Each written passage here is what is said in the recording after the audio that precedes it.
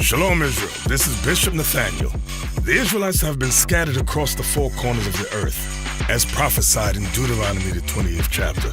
Here at Israel United in Christ, we need your help to recover the remnant of our people, teach them the gospel. Please help us, support us, and join or donate to the Booster Club today. Shalom.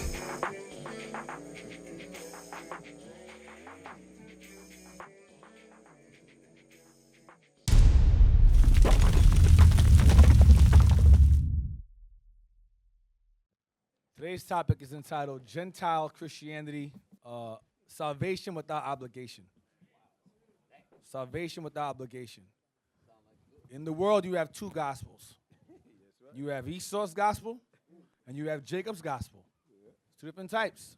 One that guarantees salvation for Israel, and one that guarantees salvation for the devil and all his angels, with the other nations.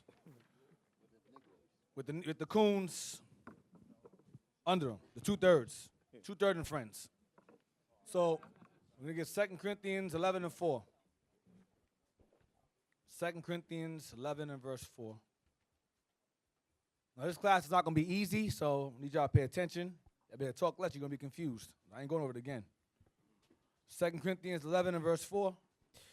The book of 2 Corinthians chapter 11, verse 4. Now, normally these scriptures are used to confound our people because they don't read the Bible enough, so these scriptures are used to manipulate us into believing that salvation comes without obligation. You can pretty much get saved and not do a damn thing. Just believe and have faith, and that's it, and he died, and just be a wicked as hell in faith, which is nonsense. Read that. For if he that cometh preacheth another Jesus, whom we have not preached, or if he received another spirit, which ye have not received, or another gospel, which ye have not accepted, ye might well bear with him. Read again. For if he that cometh preacheth another Jesus. This he will be Edom, because another Jesus will be the white one, the Caucasoid one, the red one, the pale-faced one. That's the other Jesus he's referring to. Because it was known by our forefathers, the prophets, that they were going to have, Edom was going to rise up and raise with their own Messiah, along with his own gospel. They were going to use it to deceive not only our people, but the whole world. Okay, go ahead. Whom we have not preached. Whom was not taught by the disciples or the apostles. Go ahead. Or if you receive another spirit, which another we spirit have goes into the role reversal, where now women are pastors now, women are bishops, the men are all effeminized, women are masculine, men are emasculated, women are made masculine. There's a whole role reversal going on. All right, another spirit. Yeah, merge the world. Right, with the church, right. Yeah, with the church. Merge the world, right, exactly. Go ahead.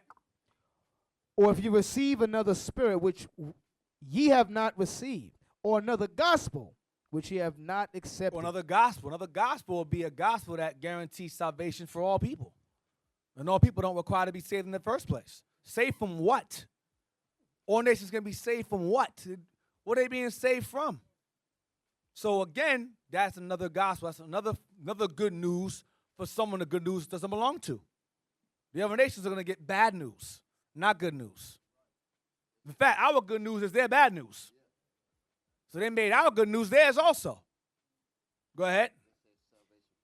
Right, salvation from sin, right. Go ahead. Ye might well bear with them. Meaning correct them, blast it. Get Galatians 1 verse 6. I marvel that ye are so soon removed from him that called you into the grace of Christ unto another gospel. Paul said, I hope you don't get pulled out of this truth. Hope you remain steadfast. I'll marvel if you fall out. Go ahead.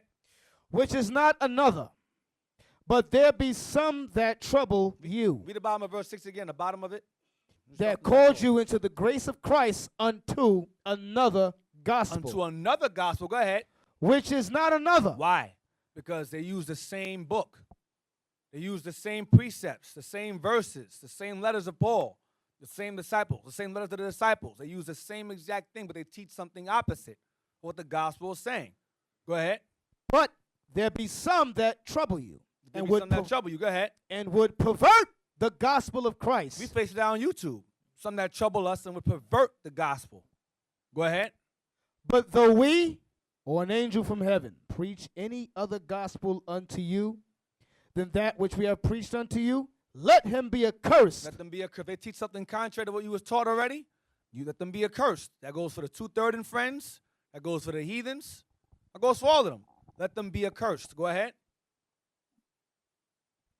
For do I now persuade men or God? You're in verse 9. That's verse 9. That was 10. Verse 9. Oh, excuse me. Verse 9. As we said before, so say I now again. If any man preach any other gospel unto you than that ye have received, let him be accursed. So he says it again. Just in case you hear the first time, saying it to you again. They preach a foreign gospel, let them be accursed, meaning they're condemned, doomed. That's what he's saying. Now let's get Hebrews 3, verse 16. Let's see what gospel. People always hear heathens ask that question in their fancy. What's the gospel? Why don't you push the gospel? You know how Esau talks. What's the gospel? Hear it all the time. Yeah, he gonna know today. What's the gospel? gospel? He gonna know that today. You're not pushing the You're not pushing the gospel. Hear it all the time. Why don't you push the gospel? Why don't you push the gospel? Yeah. You know another word that why they're not honoring us. Really, that's what they're saying. Yeah, why you they're love not us? honoring? Why don't you love me? Who teach you that? Why you not honoring us? We give you a gospel to honor us. Yeah. Why are you not honoring us? Yeah. Hebrews 3, verse 16. Let's see what the gospel is. Watch this. Hebrews chapter 3. When you encounter these heathens with this nonsense about what's the gospel, you're going to read this right here. And just stay there. Don't go nowhere else. Stay right there. Don't go nowhere else. Go ahead. Hebrews chapter 3, verse 16. For some, when they had heard, did provoke. Howbeit, not all that came out of Egypt by Moses. Who's this talking about? It's about Israel. Go ahead. Those that provoked. Go ahead. But with whom was he grieved 40 years? Who's that? Israel. Go ahead. So hold on. Y'all sure? Y'all sound confused. Oh, okay. Go ahead. But with whom was he grieved 40 years? Was it not with them that had sinned? That had what? Was it not with them that had sinned? Right, what's sin? Who got the law? There you go. Go ahead. Whose carcasses fell in the wilderness? Why? Because the first generation walked around in circles for 40 years and they dropped dead. And only Joshua and Caleb were allowed into the promised land. Do y'all recall that? Go ahead. And to whom sware he that they should not enter into his rest, but to them that believe not? Go ahead. So we see that they could not enter in because of unbelief. The first generation, but Joshua and Caleb, out of the first generation, they did believe, and they were allowed in. Next chapter and verse. Watch this. It continues. Remember, chapters and verses are added for reference. It's this one long letter. So he does not stop at chapter 3. He continues in chapter 4, verse 1 to 2. Go ahead. Let us therefore fear. Let us therefore fear, unlike our forefathers did, who caused the Lord anger and provocation for 40 years. Don't be like them. Go ahead. Lest a promise being left us of entering into his rest, any of you should seem to come short of it. Because he promised us, the rest he promised us back then, it was not the rest that was temporal. The rest he's promising us now in Christ is forever. You understand? It's forever. So he's saying, don't fall for that. Don't fall like your forefathers did in the wilderness when they were offered to get rest in the promised land. They didn't get it. They dropped dead. Don't you fall into the same thing as them.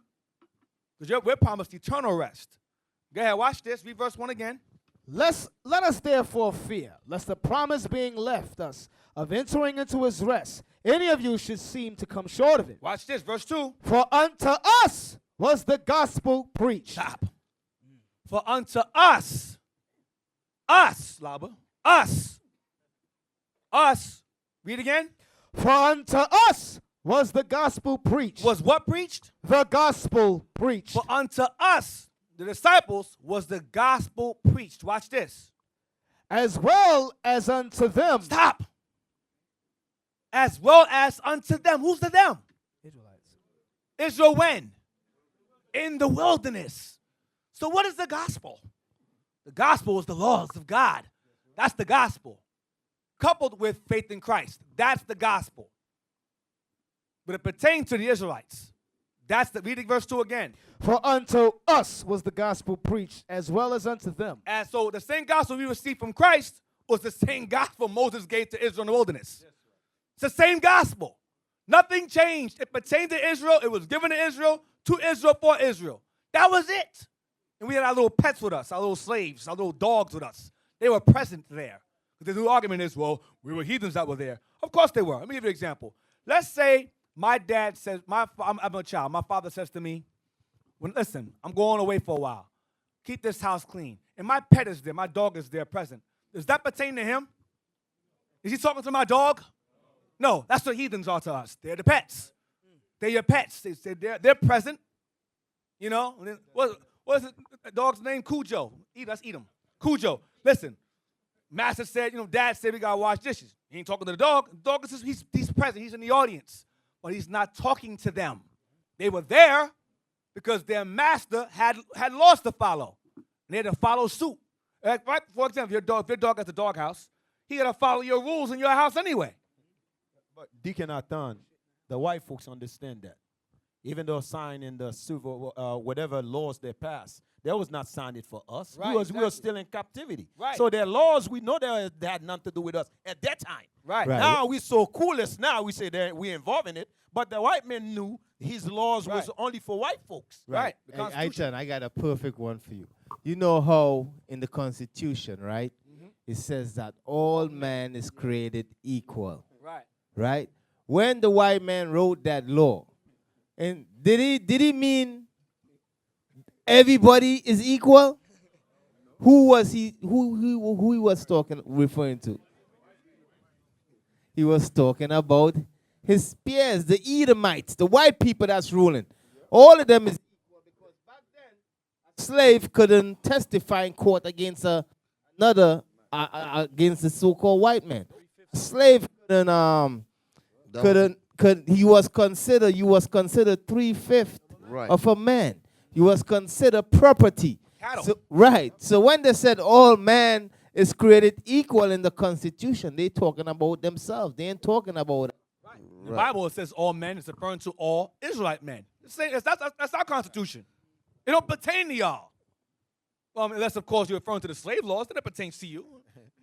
If that's any joy to you, Yeah, Deacon Nathan, there was a lawyer told me that, a white lawyer told me that, so-called Jew lawyer. He's saying that, I'm sorry to tell you that, black man, these laws is not applying to your guys. So what the hell the white people talking about?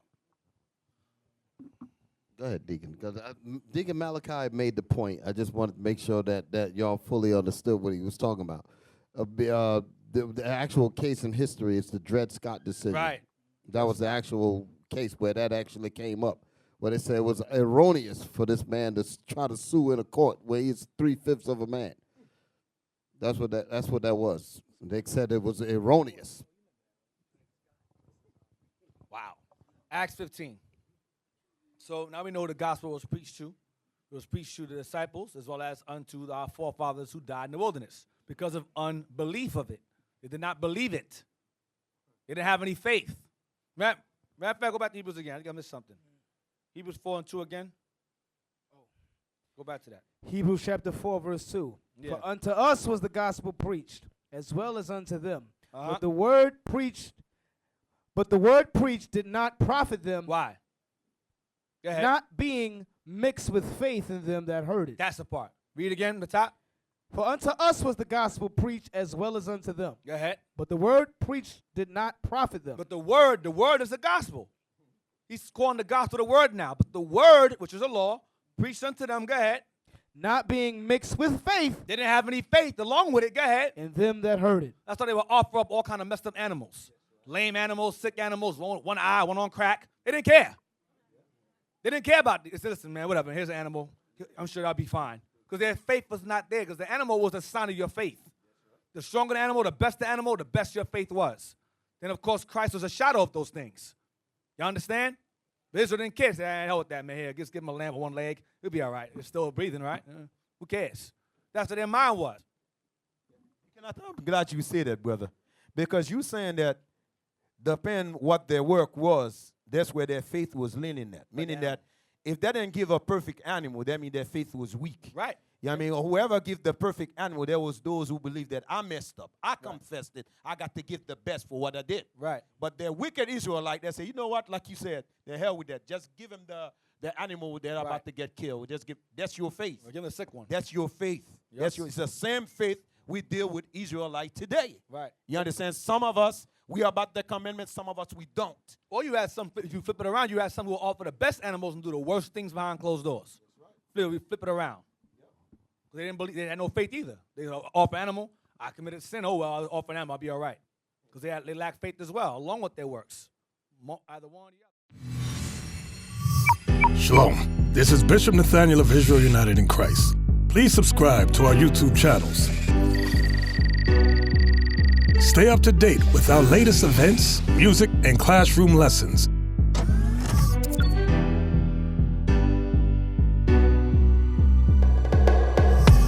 IUIC plans to continue visiting different countries where this gospel has not been preached before. IUIC needs your help in pushing this truth.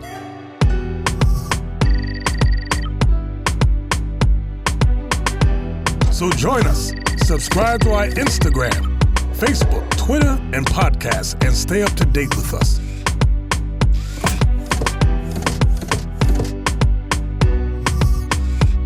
For more information, please visit www.israelunite.org.